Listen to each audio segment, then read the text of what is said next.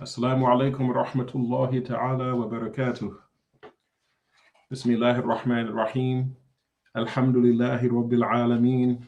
Wassalatu wassalamu ala Sayyidina Muhammad wa ala alihi wa ashabihi at-tayyibin at-tahirin. I bear witness that no one deserves to be worshipped except Allah Ta'ala, the one who has no partner and no similar, the one who has no length and no width and no depth and no perimeter, the one who is not a volume and is not in a place. And how could he be in a place when he existed before time and space? He speaks without sound, language, or letter, not Arabic, Hebrew, nor Korean. He is not light. He's not a spirit. He has nothing in common with human beings. He's not in the direction of up, down, right, left, front, nor back. And whatever you imagine in your mind, Allah is different than that. And I bear witness that our noble, unrivaled Master, Muhammad, sallallahu alaihi wasallam, is the slave of Allah, his final messenger, and the best of all of God's creations. May Allah unite us with him in paradise and grant us a drink from his basin. And as always, I ask Allah to grant to me and to you sincere intentions. Ameen. We're continuing in this book, the 7 Hadeeth, obligatory knowledge that every Muslim must know.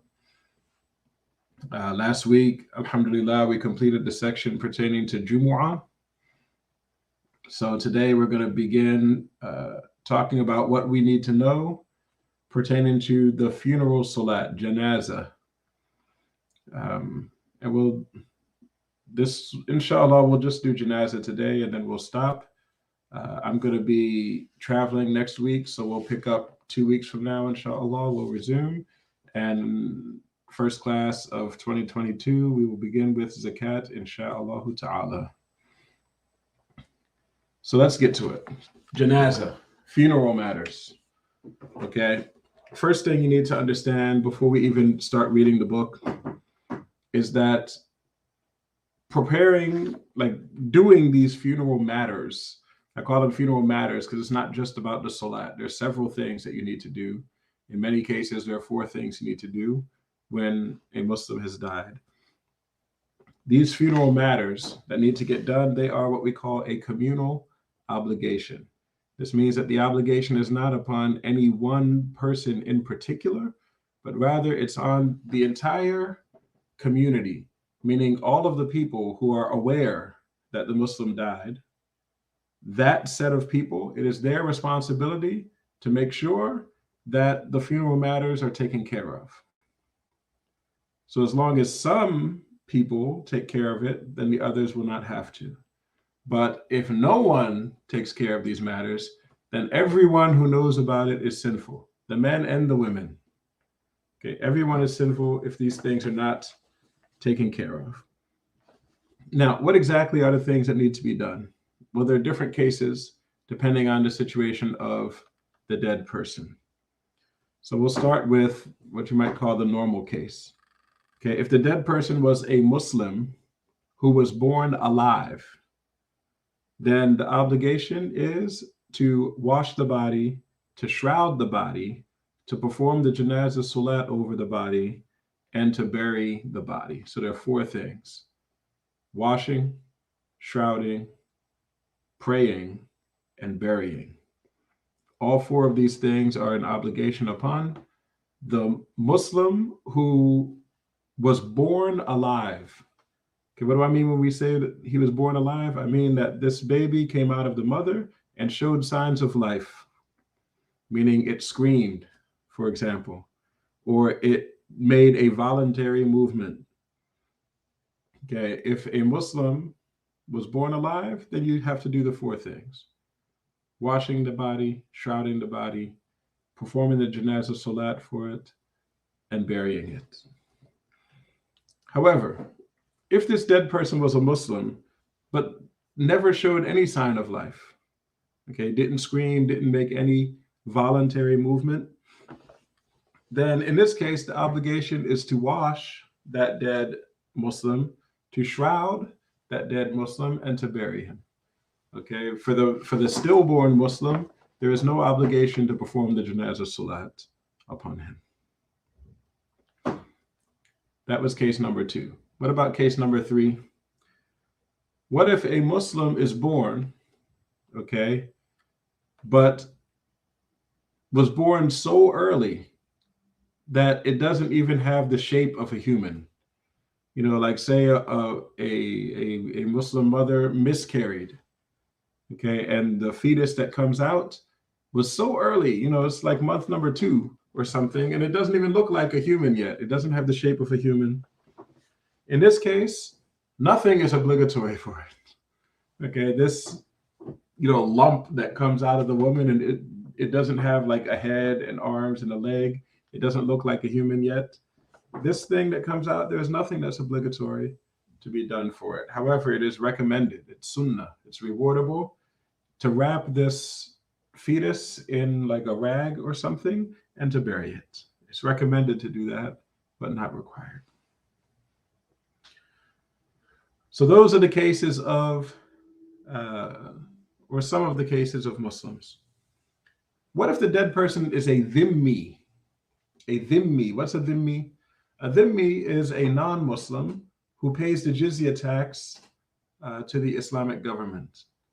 You know, in the past, when we had an Islamic empire, this empire included citizens that were Muslims and citizens that were not. There were people of the book, for example, living in the Islamic empire. Those people of the book, they paid a tax called the jizya. And because of this jizya tax that they were paying, they were entitled to protection from the Islamic government. These people, if one of them dies, then it is the responsibility, since they're under the protection of the Islamic government, it's a responsibility to ensure that this dead person is shrouded and buried. Okay, it's forbidden to perform the janazah salat for a dead kafir, for someone who's not a Muslim, even if that person is a dhimmi. Still, we do not pray the janazah for him. But we have an obligation to shroud the body and bury it. As for washing the body of a dead dhimmi, it is permissible. It's permissible for us to wash it, but it's not obligatory for us to wash it. A couple more cases, just so that we understand the basics here. The case of an apostate. What is an apostate? An apostate is a person who was a Muslim, but he left the Islamic religion. Whether he did so voluntarily or involuntarily, the person who used to be Muslim and is now a kafir, this person is called an apostate. If the person who died was an apostate, then nothing is obligatory for him. It's not obligatory to wash him, shroud him, perform janazah over him, or bury him. None of those things are obligatory. If we wanted to, we could just leave him in the street to get eaten by dogs. Okay, this is what they get for leaving Islam. However, it is sunnah, it is recommended to protect the Muslims from the annoyance of his smell. You know, if you were to just leave an apostate in the street, after a while, he would start to stink and it would bother the Muslims. So it's recommended then, you know, to protect the Muslims from the stench of this person. So, you know, you can bury him, for example. The last case I want to mention here is the case of the battlefield martyr.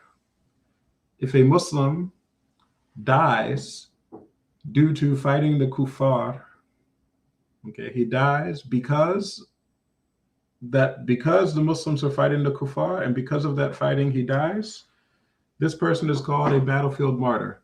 Whether that person is male or female, what is required for that person is simply that they be shrouded and buried.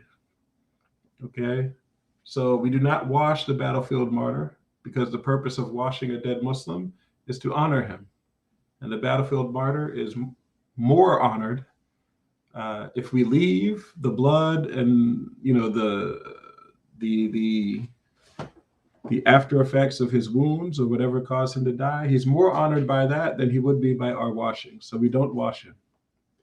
For the very same reason, we try not to shroud him.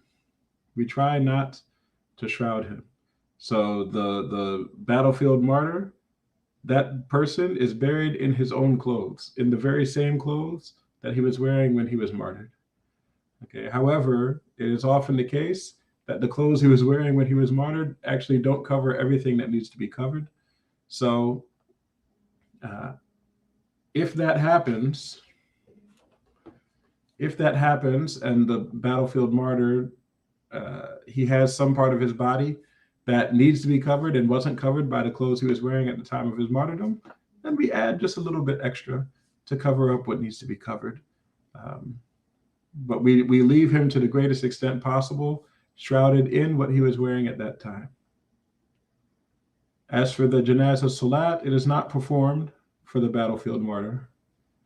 And that's because the purpose of the janazah salat is to ask Allah to forgive this dead person. And the battlefield martyr, for him, forgiveness is assured. So there's no need to beg Allah to forgive him. Allah has already promised to do so.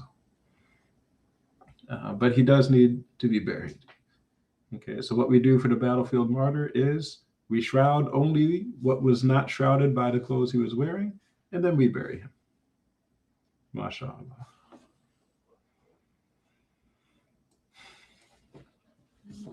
That said, let's go to the book. We're on page 24 of the book, or at least in my copy, it's page 24. So let's talk about funeral matters, section 4F. It says washing and shrouding. The minimum obligatory washing. Okay, so whenever, in all those cases I mentioned up above, whenever I mentioned someone needing to be washed, this is what I'm talking about here. The minimum obligatory washing of the dead is to remove the najis filth and to use purifying water to wash all of the dead person's skin and hair, even if the hair was thick. Okay, so this is the minimum. All right, so the minimum that we must do when washing the dead is basically the same as the minimum for a ghusl. Okay, you need to make sure any najasa is removed from the body, and you need to make sure that pure and purifying water flows over every part of the outside of the body, the skin and the hair, even if the hair is thick. This is what's required as a minimum. If you've done that, then you fulfilled your obligation. We're not going to go into the sunnahs of the extra things that should be done, but if you do this much, then you've done your obligation. Okay. I'm going to mention here, because I get asked it a lot, it's better for men to be the ones to wash a dead man. And it's better for women to be the ones to wash a dead woman. But it is permissible. I'm not saying this is best. I'm saying it's allowed for a person to wash their dead spouse. So if a woman died, the husband can wash her. Or if a man died, the wife can wash him. But generally speaking, it's better if people of the same sex do the washing. Next, the shroud. It says the minimum obligatory shroud is that which covers the whole body. 3 wraps are used for the one who died with an inheritance exceeding his debts, provided he did not leave a will advising not to wrap him 3 times. Okay, so we talked about the minimum washing, which is the same as a minimum ghusl. And the minimum shroud is to cover the whole body. Okay, so that means there must be no skin or hair showing. Okay, that's the minimum shrouding. Okay, but this is where it gets tricky. If the person died and he left behind an estate sufficiently large to cover his debts and have something extra left over, then in this case, the obligation is to use that money that was left over to purchase 3 shrouds and to shroud this person in 3 shrouds. So if this person has that much money, 3 shrouds will be an obligation upon us to shroud him 3 times, except in the case where he, in his will, said that when he dies, he only wants to be shrouded 1 time. In that case, you honor his will and you shroud him just 1 time, which is the minimum. But in the case when someone dies with extra, he leaves behind something, then he should be shrouded 3 times, unless he specifically asked not to be. I'll also mention that the shrouding must occur after the washing. Okay, so you wash the dead person first, and then you shroud afterwards. Next, it says the funeral prayer, Salat al-Janaza. Just so you know, this word janaza, Jan, it can be pronounced janaza, Jan, or jinaza, Jin, but A is afsah. It's more eloquent to say janaza than it is to say jinaza, just for your benefit. It says the minimum obligatory prayer for the dead is to intend to perform the obligatory funeral prayer for that dead person in particular, as one is saying the opening Allahu Akbar. All right. So you'll notice that there are three things the person has to intend.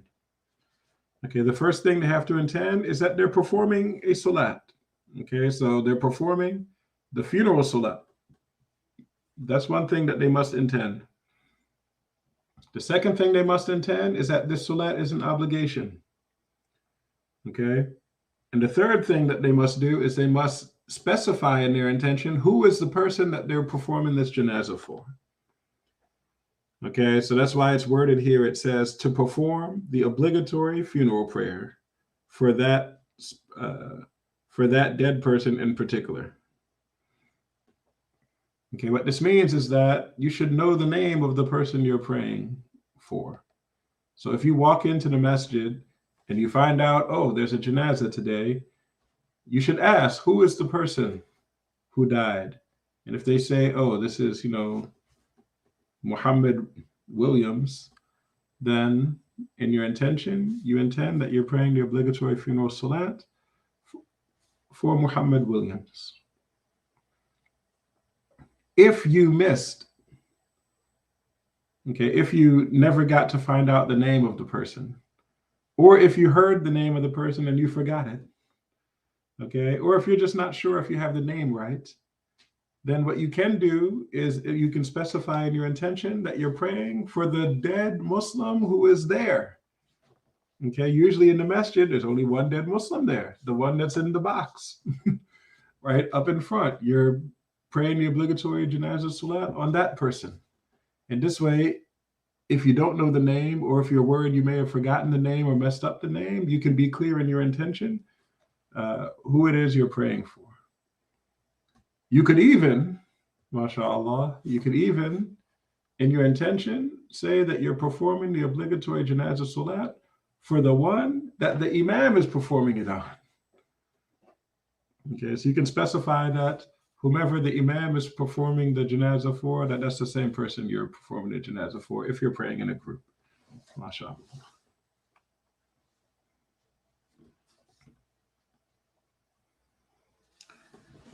And just like we said in the regular salat, the time when you make this intention is while you're saying the opening takbir.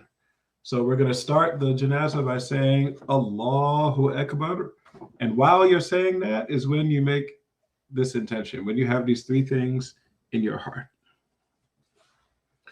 That's the first thing you must do in the janazah salat.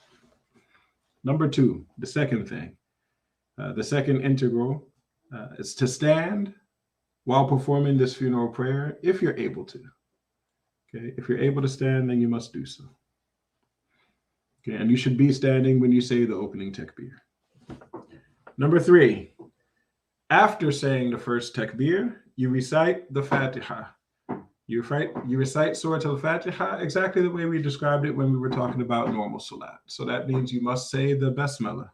That means you must say the letters in order without adding anything or taking anything away or changing a harakah. You must not pause for a long time during the recitation, although you're permitted to pause for breathing. You can't make a mistake that changes or invalidates the meaning, etc. I mean, we talked about all this earlier in the book, mashallah. You need to recite the Al-Fatiha in the way that we described there. After that, you say Allahu Akbar a second time. After the second takbir, you're going to say Allahumma salli ala Muhammad. Allahumma salli ala Muhammad. This is what you say after the second takbir. Now, it's better, if you have the time, to say the full Salat Ibrahimiyya. To say Allahumma salli ala Muhammadin wa ala ali Muhammad, kama sallayta ala Ibrahim wa ala ali Ibrahim, etc. Right? The one that that a lot of us say in the Salat. This is better to say in this place, but the minimum is just to say Allahumma salli ala Muhammad. That's what? After the second takbir. After you say that, then you're going to say the takbir a third time. And after the third takbir, you make dua for this dead Muslim that we're praying for. Okay, so you may want to say Allahumma ighfir lahu, which means, oh Allah, forgive him. Or you might want to say Allahumma arhamhu, oh Allah, have mercy on him. Or Allahumma wasi' qabrahu, widen his grave. Or nawwir qabrahu, or give him light in his grave. Things like that. You make dua for that person in particular. After the third takbir, this is what you do. You make dua for that person. After that, you're going to say a fourth takbir. And after the fourth takbir, you salam out. You say, Assalamu alaikum, Assalamu alaikum. If you want, you can add, wa rahmatullah. You can even add wa rahmatullahi wa barakatuh if you choose. This is why you'll frequently hear people say the Janazah Salat is 4 takbirs. If you notice, there's no bowing, there's no ruku', there's no sujood or anything like that. You stand the whole time. You simply say 4 takbirs and then salam out. All right? After the first takbir, you say the Fatiha. After the second takbir, you say Allahumma salli ala Muhammad. After the third takbir, you make dua for the dead person. And after the fourth takbir, you salam out. Okay, it's actually very easy. People sometimes ask me, what do you do if you come to the Janazah Salat late? Like, what if you show up after the second takbir? How do you behave in that case? Well, the person who comes late to the Janazah Salat still does it exactly the same way. Okay, so if I show up and they're already praying Janazah, I don't even know how many takbirs they've said already. I'm just going to recognize that it's Janazah. I'm going to come in, I'm going to say Allahu Akbar, and I'm going to say the Fatiha. And when I'm done, I'm going to say Allahu Akbar, and I'm going to say Allahumma salli ala Muhammad. After that, I'm going to say Allahu Akbar, and I'm going to say Allahumma ighfir lahu warhamhu. I'm going to say Allahu Akbar, and then I'm going to salam out. Okay, you do it in the same order. Even if you came late, nothing changes. Okay, you just try to catch up to the Imam. Like if you know that he's on his third takbir, you catch up until you get on your third takbir. The Imam usually will recite more things than what I'm saying here, so you can catch up, inshallah. It says the one who performs the funeral prayer must satisfy the conditions and avoid the invalidators of Salat. Okay, so just like for the 5 obligatory Salats that we talked about already, there were 8 conditions and there were 10 invalidators that we mentioned. The same 8 conditions apply to the Janazah Salat. The same 10 invalidators apply to the Janazah Salat.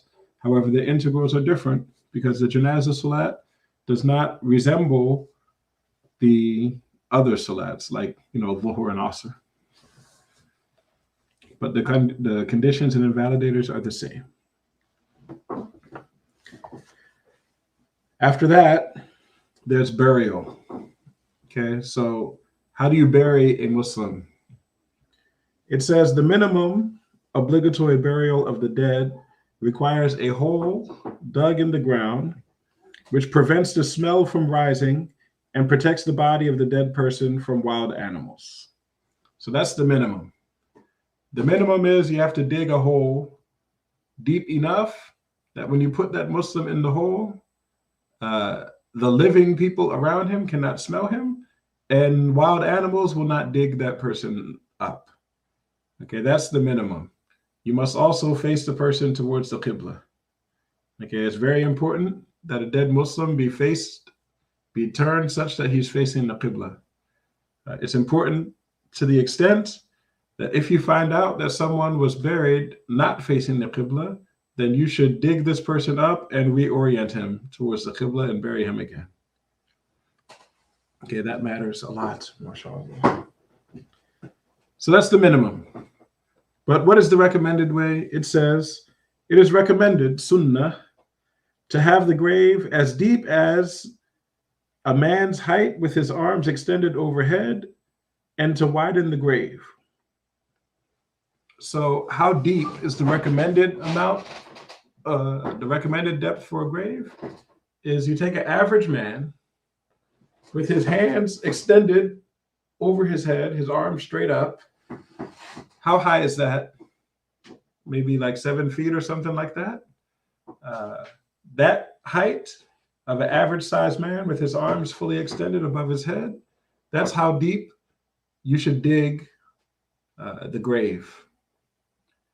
And then what you should do is, when you dig the grave down that deep, you should dig into the wall of the grave like a little cubby, where you will then insert the Muslim into that cubby, and then you fill up the grave. If you do it that way, you will not actually be putting any dirt on top of the dead Muslim. So this is why it's recommended to dig the grave and then dig a cubby hole in the wall and put the dead Muslim there. When you put him in, you should put him in head first, and you should put a rock or something in there for him to rest his head on. You should position him on his right side with his chest facing the Qibla and his head on, like I said, resting on a rock of some sort. And then once you've placed him in the cubby, you fill up the hole. There are certain cases, certain parts of the world where the ground is not hard enough to use that method. Where, like, if you tried to dig a cubby into the wall of the grave, then it would just collapse. If that happens, then instead of digging the cubby into the wall of the grave, what you can do is you can dig like a trench in the floor of the grave and place the dead Muslim into the trench, again, with his head on a rock, his chest facing the Qibla, on his right side. And then you cover up the trench with something so that when you fill up the grave, again, the dirt does not go directly onto the dead Muslim's body. This is how you can do it if you're in a place where the ground is not hard enough to put the cubby in the wall. MashaAllah. It says the chest of the dead must be directed towards the Qibla. Okay, so I mentioned that a second ago. When burying a dead Muslim, this Muslim's chest must be facing towards the Qibla. Okay, it's an obligation to do that. Lastly, it says it is unlawful, haram, to bury the dead in a mausoleum. So dead Muslims cannot be buried in a mausoleum. Okay, they have to actually be buried, which means underground. It means you put a hole in the ground, you bury the Muslim, and you fill the hole up. This is how it needs to be. Okay, a mausoleum, on the other hand, is when you have a building on top of the ground and you just stack dead people in the building. This is called a mausoleum, and it's forbidden to place dead Muslims into a mausoleum. They need to be buried in the ground, insha'Allah ta'ala. MashaAllah. That was fast. We finished that in like not even 30 minutes. Are there any questions about janazas?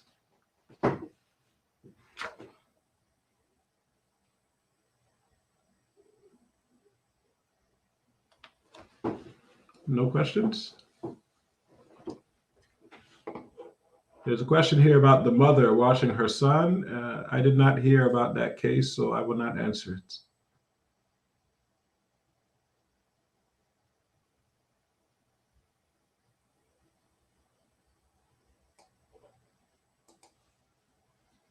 Well, if there are no other questions, then I think I will end here because I want to start Zakat next class, inshallah.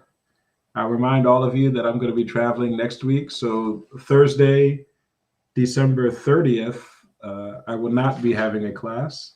However, the following Thursday, which is, I believe, the 6th of January, we'll be back on our normal schedule, inshallah ta'ala. There's a question, why can't the dirt directly cover the Muslim? Remember, this is a dead Muslim. Okay, this is someone that we want to honor. It's kind of like disrespectful to throw dirt on him. So we don't want to throw dirt on our dead brothers and sisters. We want to, respect them, mashallah. So we try to avoid putting dirt on them. Can a Muslim have a tombstone? Yes. There's nothing wrong with putting a stone at the gravesite to indicate who's buried there. It's not a problem. Just like it's not a problem to visit a grave. Okay, if you ever heard someone tell you that visiting a grave is shirk, okay, that it takes you out of Islam or something like that, that's nonsense. It's nonsense. Our Prophet, sallallahu alaihi wasallam, he said, I used to forbid you from visiting graves. He said, no, visit them because they remind you of death. So our Prophet, sallallahu alaihi wasallam, encouraged us to visit graves. Okay, he encouraged us to do it. It's rewardable. Okay, and obviously our Prophet sallallahu alaihi wasallam would not encourage us to do something that's kufr. Okay, so don't even listen to these people who act like you can't visit graves or you can't put tombstones or something like that. No, these people, they're just full of su'adhan. You know what su'adhan is? Su'adhan is like thinking badly of other Muslims. They imagine just because you visited a grave, they imagine you must be worshiping the grave. They jump immediately to the most far out and extreme possible interpretation of what you're doing, which is ridiculous. None of us are worshiping a grave. MashaAllah.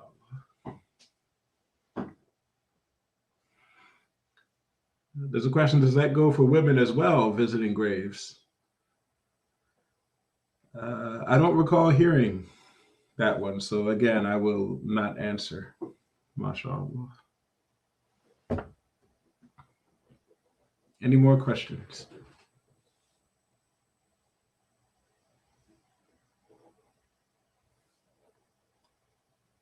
Okay. Well, I ask that you have your thinking caps on when we resume in 2022, inshallah, because zakat, like all of this salat stuff, it's kind of easy for us to understand because we do salat all the time.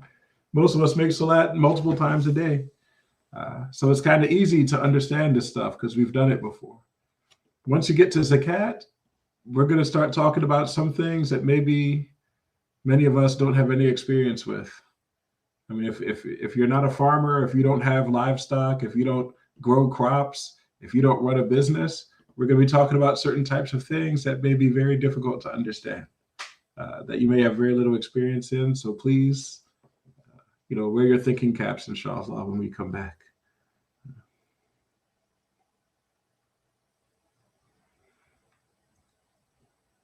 I've never heard about this putting dirt inside the shroud. I've never heard of that. So I don't have an answer to that question.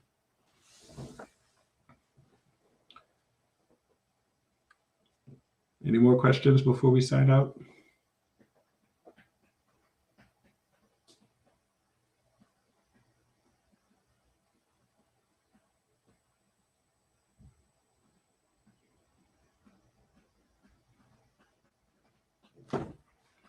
All right, well then let's say La ilaha illallah. La ilaha illallah. La ilaha illallah. La ilaha illallah. Allahumma salli ala Sayyidina Muhammad wa ala alihi wa sahbihi wa sallim. Allahumma salli ala Sayyidina Muhammad wa ala alihi wa sahbihi wa sallim. Allahumma salli ala Sayyidina Muhammad wa ala alihi wa sahbihi wa sallim. Rabbi ighfir li wa lil mu'minina wal mu'minat. Rabbi ighfir li wa lil mu'minina wal mu'minat. Rabbi ighfir li wa lil mu'minina wal mu'minat. Barakallahu fikum, and I'll see you in 2 weeks, inshallah. Assalamu alaikum wa rahmatullah.